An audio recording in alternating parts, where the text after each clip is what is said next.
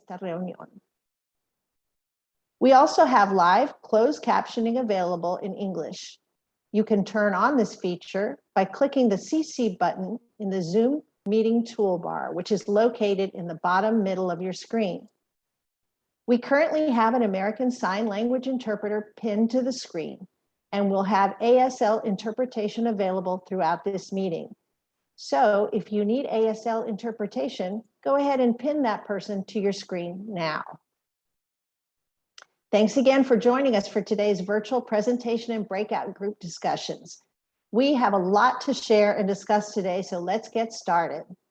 I'm Jackie Nierenberg, and I'm joined today by Lonnie Stern, who's managing our events this week.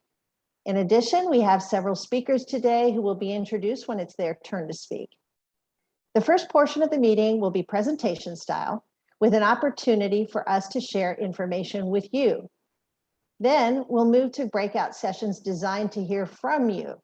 If you're watching this meeting on social media and would like to participate in a breakout session after the initial presentation, please stay tuned and we'll share the link by the end of the broadcast. For now, all participants are muted and we ask that you submit any questions or comments via the Q&A feature in the bottom center of your screen. If you don't see it immediately, try hovering in the bottom middle of your screen and it will appear. Your questions and comments will be received by our moderator and may be addressed at the end of the presentation or added to the discussion agenda. If you're watching on social media, please submit any questions or comments in the chat feature. Finally, I want to mention that all of these materials are available online through a self-guided version of this meeting. You can access those materials and provide your feedback on what we'll be discussing in the breakout groups by going to projectconnect.com/get-involved. We'll put the link directly in the chat. And with that, let's get started with a video. Project Connect is all in on building a comprehensive transit system that will transform us into one of the most sustainable, equitable, and innovative metropolitan areas in the country. A place where we can all share in the many opportunities our region offers. All in on transforming us into a more connected region. With new rail lines stretching across our city, going under busy, bustling streets, and serving communities citywide, plus a more accessible bus system to more frequently connect neighborhoods than ever before. But Project Connect is more than just the vans, buses, and trains helping us get around easier. It's built upon our values, opportunity and equity, environment and sustainability, and innovation and technology. A truly comprehensive transit system can connect people to opportunities. Project Connect will help create thousands of good local jobs and provide more access to healthcare, education, employment, essential services, entertainment, and will also create and maintain more affordable places to live. It's designed to help us all move toward a future without limits. There's a shared passion in our community for the environment. That's why a commitment to the environment and sustainable practices are core to Project Connect. We envision a zero-emission fleet, and we will lean into the challenge to conserve and protect natural resources in the decisions we make. Technology and innovation inspire much of who we are as a region. Project Connect will embrace that spirit, making transportation smarter, more efficient, enjoyable, and easier to use. This place belongs to every single one of us, those of us who live here now and those of us who will live here in the future. Project Connect was designed to let us all share in the many things our area has to offer: jobs, education, relationships, entertainment, family. We're all eager to connect on every level. Project Connect is all in for bringing us together in ways we hoped for, dreamed of, needed. Come see how you can be a part of it.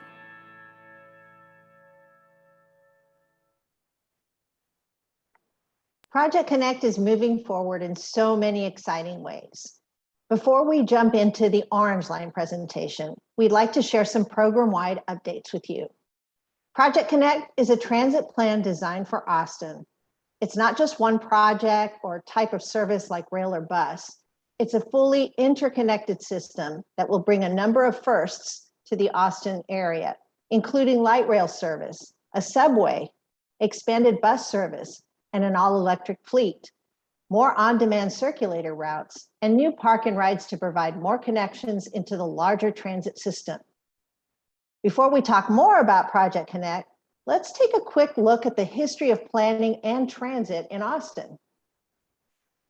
This is the 1839 Waller Plan for Austin. It places the streets in a clear grid pattern, radiating east and west from the central spine and civic axis of Congress Avenue. The plan was fairly advanced for its time. Notice that it includes significant room for public spaces, including 4 planned green spaces, 3 of which are still here today. It also ties the city to the natural environmental features, like the Colorado River and what we now know as Lady Bird Lake. So what does the Waller Plan have to do with Project Connect? Project Connect is not only an opportunity to invest in mobility, it's also an opportunity to create great public spaces. It's a chance to reinforce the public realm in neighborhoods all across the city. One thing that we also have to remember is that Austin has a robust history of transit. In fact, transit was an integral part of planning in the early 20th century in Austin. Did you know that there were 3 intercity passenger rail lines in Austin? They traveled along 3rd, 4th, and 5th Streets. There were also 2 great stations located on Congress Avenue, making it the preeminent transportation center of the region. Streetcars were also part of Austin in the early 20th century.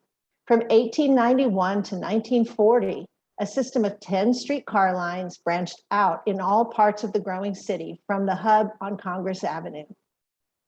We have an opportunity to build upon some of the positive planning decisions of our history, but we must also acknowledge and learn from the mistakes of the past. In 1928, Austin developed a master plan that forcibly moved people of color to East Austin. The repercussions of that infamous plan are still very real. Public transportation has also played a role in perpetuating those inequities. But now we have an opportunity to leverage public transportation to make lasting change. Project Connect will be an inclusive and transformative program that will help address these long-standing inequities by connecting people to jobs, education, healthcare, and each other. As we work together to build a transit system that will serve all Austinites, we want to learn from the mistakes of the past and create a city that makes people feel welcomed, respected, and comfortable. Project Connect is a way for us to reimagine transit as inclusive and equitable. The program will add facilities that will be accessible by all.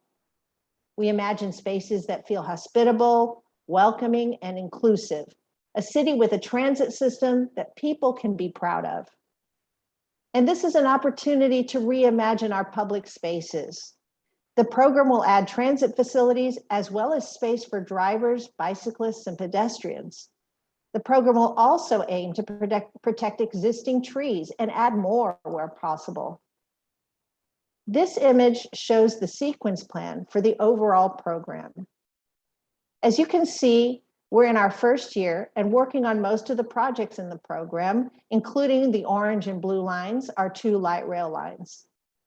The program also includes enhancements to the Red Line, additional Metro Rapid lines, improved Metro Express and Metro bus services, and additional park and rides. Since Proposition A passed in November of 2020, we've reached multiple milestones for the program. And as you can see, there are too many to name here, but here are some of the highlights. We've established the Austin Transit Partnership, or ATP, which is a partnership between Cap Metro and the City of Austin to implement Project Connect.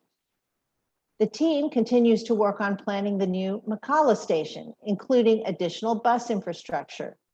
Work on the new Broadmoor Station has also begun, and improvements are being made to increase capacity and frequency on the Red Line. 2 new Metro Rapid lines, the Expo Line and Pleasant Valley Line, were included in President Biden's fiscal year 2022 budget request to Congress. This request proposed a total of $36.1 million combined for the lines. The team will be back to the community in the fall to get your feedback on the next two Metro Rapid lines to move forward, which are the Burnett to Menchaca and Oak Hill line and the Gold line. The conceptual engineering, or 15% design, for the orange and blue lines is complete. And today we'll be showing you the design plans for both of those lines. We've met with the community as part of new working groups, and we've had two sets of public meetings to get your feedback on how the orange and blue lines can best fit into our community. We're excited to continue that dialogue with you today. Environmental work is also underway. We're continuing to add more pickup zones. That's our safe neighborhood circulator service. And the latest of those to come online is the Menchaca service, with the Oak Hill zone to follow this month. And ATP continues to coordinate with the City of Austin on transit, roadway, and bicycle and pedestrian facilities for both lines. We're also coordinating closely with our other partner agencies. Today, we're here to talk with you about a program that will help transform our city. The projects in this program do come with trade-offs, though. We'll be retrofitting the city to accommodate new transit opportunities in all sections of the corridors, and that is no easy feat. We need your help. Today's meeting will include breakout sessions to communicate about the project at the neighborhood level. We hope that you'll give us your input and let us know what you think. We're working together to do this right, and right is not always easy. But remember, we're all in this together. Thanks again for joining us today. And from here, I'd like to pass it over to the Orange Line team to begin the overview of the Orange Line. I'm Brad, and I'm joined today for this presentation by several members of the Orange Line project team. We want to thank you again for participating in today's meeting about the Orange Line. Here is the agenda for our presentation. We'll start by reviewing the project background and describe where we are in the planning process. Then we'll explain the light rail design considerations that have gone into the project's current conceptual design. We will also walk you through the project's alignment from the south end of the project through downtown. In our meetings last week, we walked through the project from end to end. This week, we are walking through only half of the project in each meeting to save more time for discussion in the breakout sessions after. If you have an interest in other parts of the project, please visit the self-guided virtual open house. We are putting the link in the chat now. The presentation will conclude with a recap of the environmental analysis process and next steps for the project. After this overview presentation, you'll have the opportunity to participate in a breakout session organized by geographic areas. You'll click a link to move into the breakout waiting room. From there, you'll have the opportunity to select a virtual breakout room that is right for you. Let's get started with a refresher on the background of the project. The Orange Line project is defined as light rail transit operating in a dedicated transitway from Tech Ridge Park and Ride on the northern end of the corridor to just north of Slaughter Lane on the southern end of the corridor. Up to 22 stations are proposed along the route. Service would operate approximately every 10 minutes.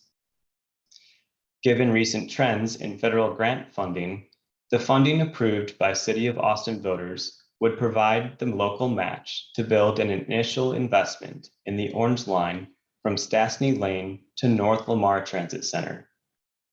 However, the project team is clearing the entire corridor from Slaughter Lane to Tech Ridge Park and Ride through the federal NEPA process in the event that additional federal or other funding becomes available to expedite construction of the full corridor. As part of the initial investment, the northern and southern ends of the project would be served by Rapid Bus. This graphic is designed to represent the entire project life cycle with a focus on the phase we are in now, indicated by the shaded box. Prior to this phase, as shown, The orange and blue line locally preferred alternatives were unanimously adopted by the Capital Metro Board of Directors and endorsed by Austin City Council on June 10th, 2020. In November 2020, City of Austin voters approved an 8.75-cent tax rate increase to help fund the next phase of implementation for the system plan, which includes both the orange and blue lines, and allowed us to enter the phase we are in now, known as NEPA, or the environmental phase. Earlier this year, we shared some information with the community on the NEPA scoping process for both projects and explained what to expect over the next few years. We are now moving into the next phase of the environmental or NEPA process, which is the development of the draft environmental impact statement. After this phase is complete, the project can move into final design and then construction and eventually testing and operation. An important aspect highlighted in this graphic is that public engagement will be conducted throughout this phase and future phases of the project. For more information about the project and the NEPA process, you can access the materials developed for our scoping phase at projectconnect.com. Visit the Get Involved page and then scroll to the bottom to look at previous virtual meetings. There are 4 corridor design milestones that mark our progress on the project. At the same time as the environmental process that is underway, the engineering team has been working on the preliminary design plans for the project. The environmental analysis and the preliminary engineering influence each other as we work toward a final environmental impact statement and final 30% design plans. Today, we will be sharing information on the 15% design. The 30% design is planned to be completed in the spring of 2022. The 15% design includes a lot of elements: initial engineering alignments, estimated right-of-way requirements, and the identification of significant engineering and environmental challenges.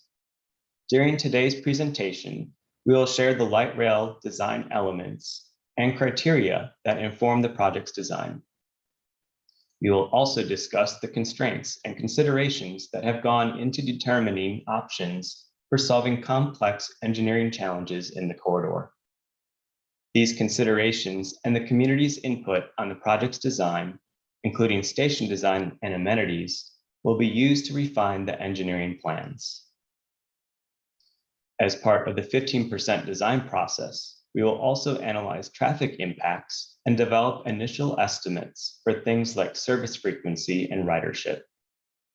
More information on these items, as well as the analysis of potential environmental impacts and mitigation strategies if necessary, will be shared in the months ahead.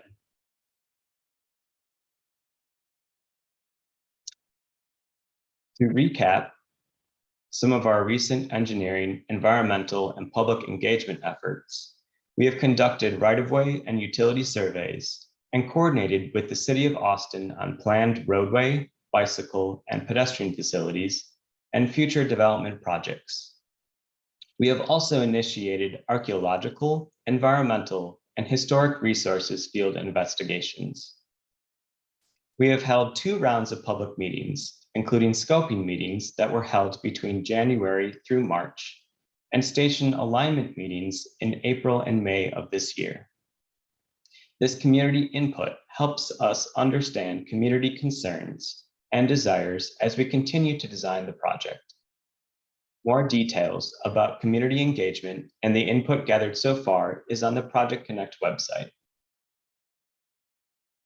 Now, Jonathan will go into more detail about the light rail design elements that have informed the 15% design. Great, thanks, Brad. So Jackie shared this image earlier that shows the common elements of a street right-of-way that incorporates a light rail transitway and a station. Because there's limited space for transportation in the existing right-of-way, we plan to reimagine the right-of-way and consider trade-offs for prioritizing the use of space and to determine if we need to acquire more space while minimizing impacts. When we say reimagine the right-of-way, we mean that we can work to include safe pedestrian facilities, trees, dedicated space for cyclists, to prioritize connections to local bus routes, and to identify opportunities for public art. It's important to note that everywhere the light rail system will go and travel throughout the city, we're looking to see how we can improve the physical fabric of the city in a holistic way. We do take a holistic, human-centered design approach to the light rail system. A number of criteria influence the design of a light rail system. This includes the technical requirements of the light rail transit, such as the space needed for the transitway, typically about 28 feet wide, as well as the space needed for station platforms, the turning radius of vehicles, and more. In addition, the Austin Strategic Mobility Plan, or ASMP, provides the criteria for accommodating Austin's multimodal transportation network, which includes bicycle and pedestrian facilities, as well as travel lanes for cars and buses. Each of these facilities has a desired and minimum width and placement within the right-of-way. Light rail has to meet specific design criteria. Additionally, floodplains, utility conflicts, historic properties, parks and recreation space, and other aspects of the physical environment can guide the design. At this phase, the engineering team is assessing all of these factors to determine where and how the light rail lines could operate within the existing physical environment. Each of these factors, as well as community feedback on specific local issues and needs, goes into the development of the 15% design plans. In these next few slides, we'll review the technical requirements that demonstrate some of the constraints we're working within as we design the project. In addition, we'll talk about how light rail vehicles travel through intersections and the considerations that go into selecting station locations. The maximum grade that a transitway can navigate without costly engineering solutions is approximately a 6% slope. Similarly, stations should not be located on an incline, but instead should be on flat land in order to accommodate all users as they board and depart the train. The maximum and minimum curve radius does vary based on a number of different factors. The light rail vehicles cannot make hard turns. Rather, the vehicles require wide and sweeping turns to operate efficiently.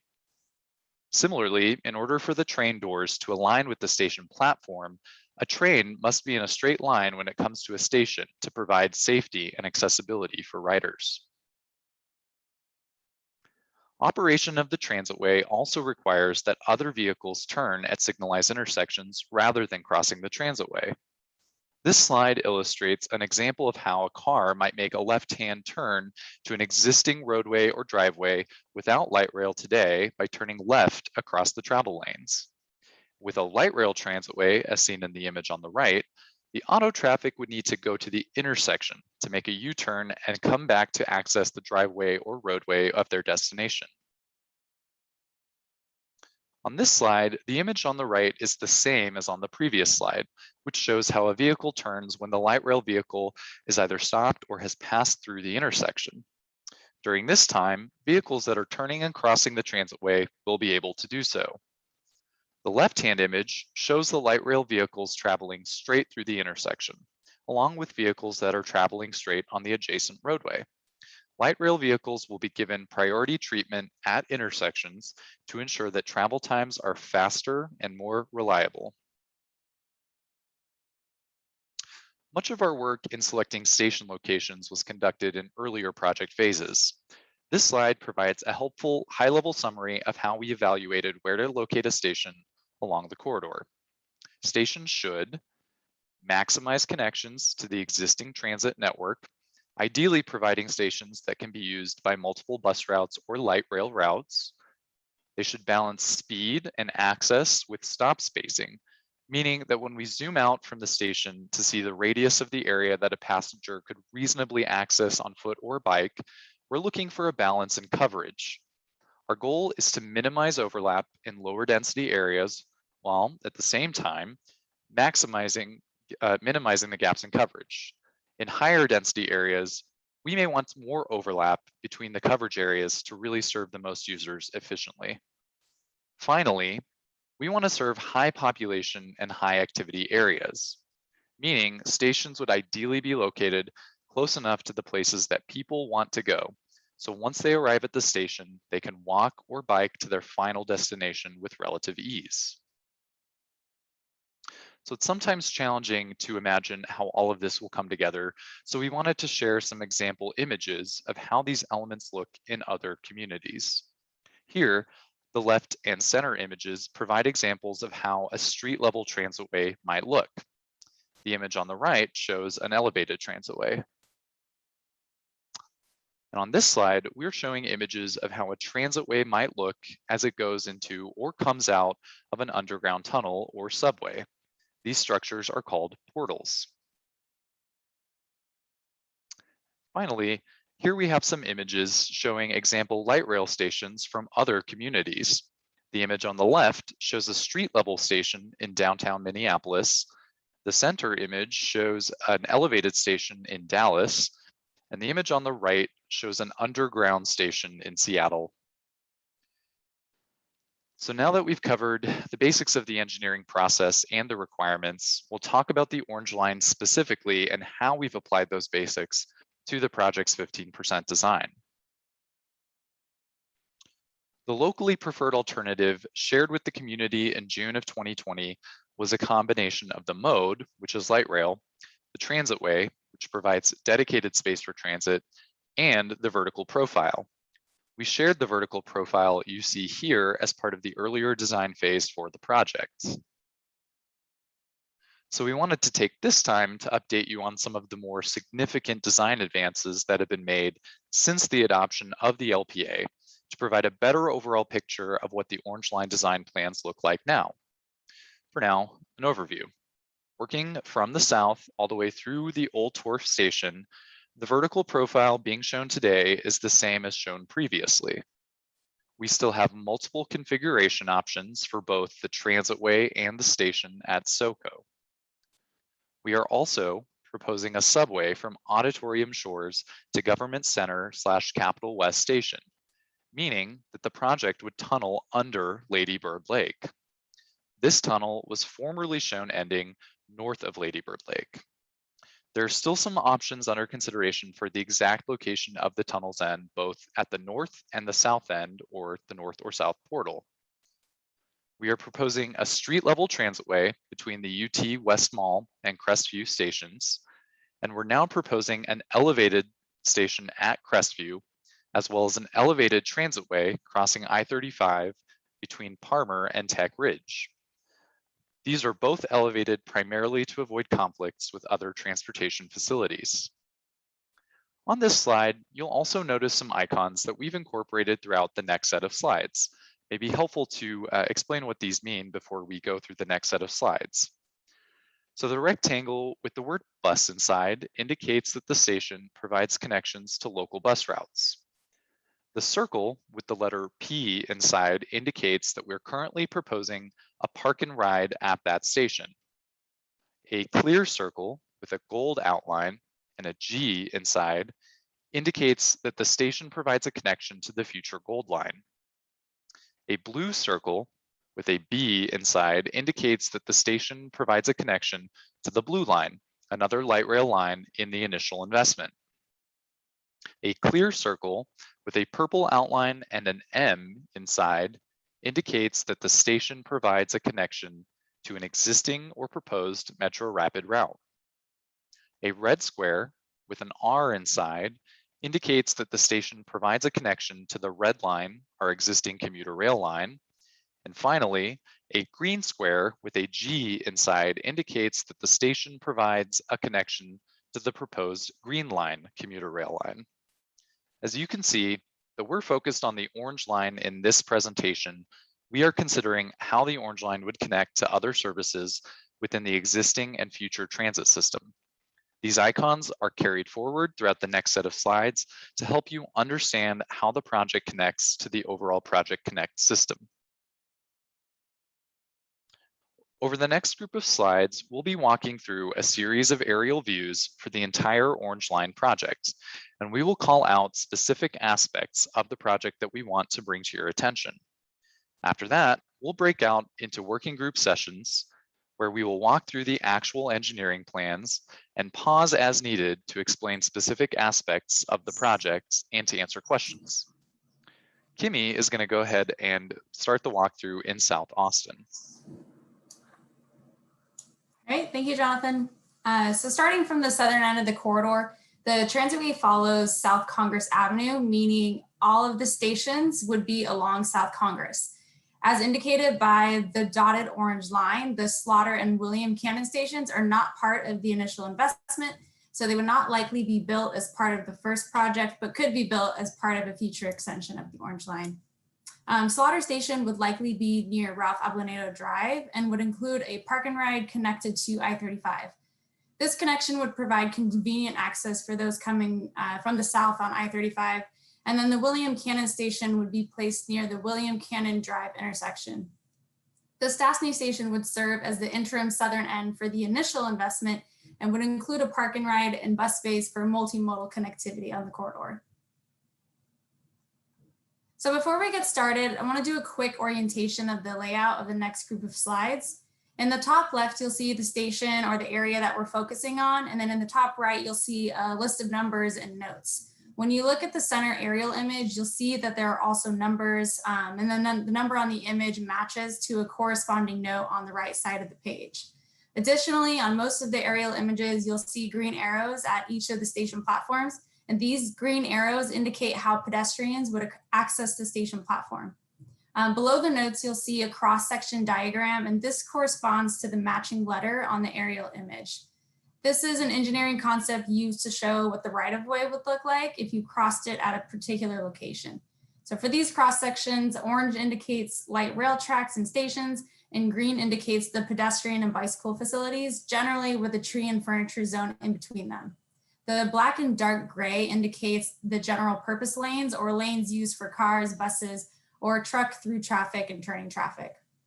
And then finally, across the bottom of the slide, you can see the full Orange Line project, which better illustrates what area of the project we are looking at. So now to discuss the Slaughter Station specifically, because Slaughter would eventually serve as the end of the line, a new park and ride is proposed. This station would be located off of Congress Avenue for convenient access by patrons and connecting bus routes. Through this area, the project would be built at grade, and then the crossing you see that brings the project into the middle of the existing South Congress would also be built at grade and managed with signals. From Foremost to Ditmar, we anticipate that the roadway and track will be at the same elevation, but they would be both raised above where they exist today to accommodate a new bridge structure over Boggy Creek. And then other than this, the track is anticipated to run at street level and then in the middle of the existing roadway in this area. As we approach William Cannon, you can see that the station would be split on both sides of the intersection. So this means that the southbound platform would be located just south of the intersection, and then the northbound platform would be located on the north side of the intersection. So this allows for a narrow station and can accommodate left turns without acquiring additional right-of-way where it would be needed. The platforms are served by two different directions of train traffic. The platform on the north side of the intersection is served by northbound traffic, and the platform on the south side is served by southbound traffic. The trains do not cross between the platforms, and then this is true of all of the split platform stations that you'll see throughout this presentation. Generally speaking, a center platform is the ideal alignment. However, a split platform is sometimes used in situations where we have constrained right-of-way. And we reviewed the basics of station layouts in a series of public meetings in April. So if you want to learn more about station basics, go to projectconnect.com and visit the Get Involved page, and then scroll to the bottom to look at previous virtual meetings. Through this area, the track is street level, and then it runs in the middle of the roadway as we continue north. As a reminder, Stassney is part of the initial investment. So based on preliminary design, South Congress will likely be an above ground station due to conflicts near SH-71 to SH-290 frontage roads. and Rodham Lane. And then the St. Ed station would be located near the intersection of Lightsky Road and South Congress. Now moving on, at Stassney Station, so just south of this view, the tracks begin to shift to the side of the road. And this occurs just north of Little Texas Lane, which will be a signalized intersection. And then the shift is to accommodate the proposed new park and ride station just north of the Stassney intersection, which will be at street level. And this park and ride station is proposed because Stassney would be the initial investment terminus. And then just south of the proposed Stassney station, right-of-way ownership shifts from TxDOT to the city of Austin. And then just north of Mockingbird Lane, the tracks begin to elevate to avoid Williamson Creek and the associated floodplain in that area. And so we'll continue north, and you can see that the guideway crosses back over the existing lanes and then drops back into the center of the roadway. Through coordination with multiple divisions within the city of Austin, we anticipate closing Watson Road to accommodate this transition back to center and at-grade tracks. So just north of Sheridan Avenue, the guideway begins a transition to an elevated structure as it approaches the South Congress Transit Center. Elevating the guideway and the South Congress Transit Center station allows us to avoid traffic impacts at Ben White Boulevard and SH71 and Rodham Lane. And then north of that SH71 and Ben White intersection, the transit way begins to lower back down to the middle of South Congress, where it will be center running again. And then continuing north to St. Ed Station, the tracks are at grade by Alpine Street, and they run in the center at grade through the St. Ed Station. We are currently showing a split platform for the St. Edward Station on either side of the Woodward Street intersection. And we are also considering a center running platform for the station, and are working closely with St. Ed's and other stakeholders to determine which option moves forward. This Old Torf station would be near the existing 801 stop at Old Torf. So the location of the South Congress and Auditorium Shore stations are still being determined. General area is indicated by these ovals here, but this is also the area that the light rail line will make a turn to follow the alignment of Guadalupe Street. The Old Torf station, as we progress along, the transit way would continue at street level and then into the center of the Old Torf station area. The proposed Old Torf station is a center platform positioned to the south of the Old Torf intersection. This does require more right-of-way as shown. A split platform is not possible due to the roadway curvature of Congress just north of Old Torf. We do anticipate being able to accommodate full separated bicycle and pedestrian facilities throughout this area. And then at the corner of College and Old Torf, we are aware of a historical building that will not be impacted, though the parcel it sits on is not historic and may be impacted. And moving on to the SoCo station, we have multiple design options under consideration, which could impact the vertical alignment of transit way and station location in the business district of South Congress.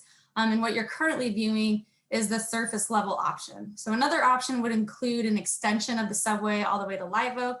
And these options will be discussed today in the SoCo breakout session just following this presentation.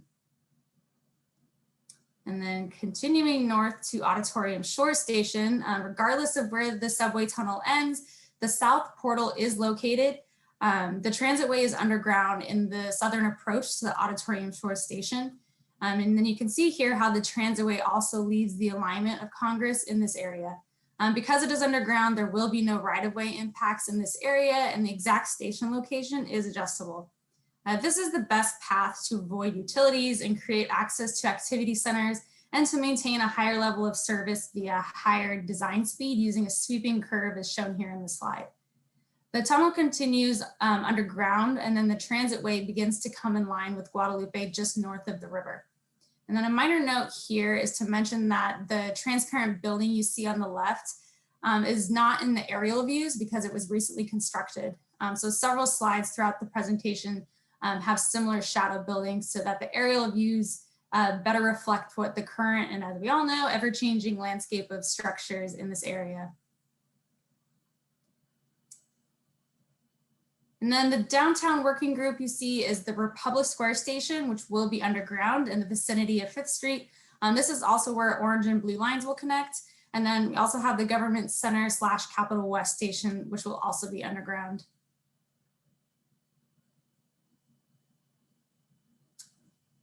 All right, and then the Republic Square Station, we anticipate providing roadway improvements in the area north of 3rd Street and north of 6th Street, even though the transitway isn't underground in this area. This is because we are currently proposing a cut and cover tunnel rather than a bored tunnel for construction only. So the roadway would be rebuilt as part of construction. And then we are currently proposing a minimum of 3 pedestrian entrances, including a signature entrance just to the north of 4th Street on the west side of Guadalupe. The Government Center and Capitol West Station, there are 3 options for this station that are being evaluated. And these options will also be discussed in more detail in the downtown working group breakout session just following this presentation. And then the north portal, we have this, the north portal is where light rail vehicles head south will enter the subway and vehicles headed north will exit the subway. The option shown here proposes the north portal located just north of MLK. And then an additional option would place the north portal south of MLK between 16th and 18th Streets. These options will also be discussed in the downtown working group breakout session, which is just following this presentation also. And then with that, I will turn it back over to Abby to wrap us up. Thanks, Kimmy. So in addition to the details about the concept design that we're sharing today, we also wanted to provide a brief review of the environmental process that's also currently underway. We talked a lot about this process during the scoping round of public meetings. Those happened in January, and you can check out those materials at projectconnect.com. So an important part of this phase is to identify and evaluate the potential effects the project may have on the physical, natural, human, and cultural environments. During this process, we gather information about places and resources. And we do this both through talking to you as members of the community and through multiple methods of data collection. We then analyze the environmental, social, and economic impacts of the project, and we share those with you for feedback.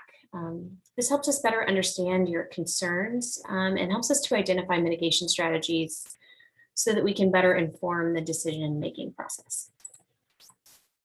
On this slide, we've listed the environmental topics to be analyzed in the environmental impact statement, which is the environmental document that we're preparing for the project. Some of these are somewhat self-explanatory and some are a little less so. So we just want to talk through a handful. So energy refers to the analysis of construction and operational energy requirements and the potential for energy savings. Noise and vibration refers to the evaluation of noise and vibration caused by a transit system on nearby residences and other sensitive land use types, including schools, hospitals, concert halls, recording studios, and places of worship, among others. Environmental justice refers to the study of potential disproportionately high and adverse effects on low income and minority populations. And visual and aesthetic refers to the evaluation of how the project is seen, and that's by both users and neighbors. We want to hear more about what topic areas are important to you and any concerns or feedback you may have. You can provide these types of comments as part of the self-guided virtual open house that's online right now at projectconnect.com or in the breakout rooms that you'll be attending after this presentation, which we are getting to very shortly. But before we do that, we wanted to provide some additional details on what's coming next. There's some key milestones for the project on this slide. So looking ahead to next spring, we'll be coming back to you in the community and our stakeholders with 30% design plans, and we will complete our evaluation for the draft environmental impact statement. In summer of 2022, we will complete the draft environmental impact statement documentation and the 30% comment phase, and then submit this documentation for an initial rating from the Federal Transit Administration or the FTA. In the winter of 2022, we anticipate the completion of the final environmental impact statement, as well as receipt of a record of decision from the FTA. All right, it's time to move into feedback, and we are looking forward to it. All of the information we shared today and the feedback questions that we'll be discussing in the breakout rooms are available online at projectconnect.com. Please share the word with your friends, neighbors, colleagues, your soccer team, so that they can visit the website to review materials and provide feedback. Feedback received by the project team on or before August 27th, 2021, so we still have a couple weeks, will be included in the official summary report for this phase of outreach. In addition to providing feedback during this meeting and the virtual open house at projectconnect.com, you can send us an email. That's orangeline@capmetro.org. You can mail us a comment at Capital Metro, 607 Congress Avenue. That's Austin, Texas, 78701. And you can call our project hotline. The number there is 512-369-7703. So again, all the information we shared today and our community survey is available online at projectconnect.com. All right, we want you to stay involved. Recording stopped. Input is a critical part of the project development process, and the Orange Line will have new information to share with you all very regularly for feedback. So stay up to date with what we're up to by joining our email list. You can do that by visiting projectconnect.com and subscribing to the newsletter. You can also follow Cap Metro on Twitter at CapMetroATX, and you can like Capital Metro on Facebook. That's facebook.com/Capital Metro. While this ends the mark of our presentation, we hope you'll move with us to the breakout sessions, and so we can have a bit more of a conversation and hear some feedback from y'all. So to do that, please click the link provided in the chat, and you can do this whether you're on Zoom or watching through some kind of live streaming like on Facebook. Once you click that link, you'll be briefly put into a breakout session waiting room where we'll kind of explain next steps and talk about what to expect. And then within a few minutes or two, you'll be invited to join the breakout session that most interests you. So one more time, please move with us to the breakout sessions. To do that, click the link provided in the chat function of this meeting or in the chat function of the live stream. Once you click that link, you'll go with us to a breakout session waiting room. And then in a minute or two, we'll move into the breakout sessions. With that, I myself am going to join the breakout waiting room now. So we'll see you on the other side.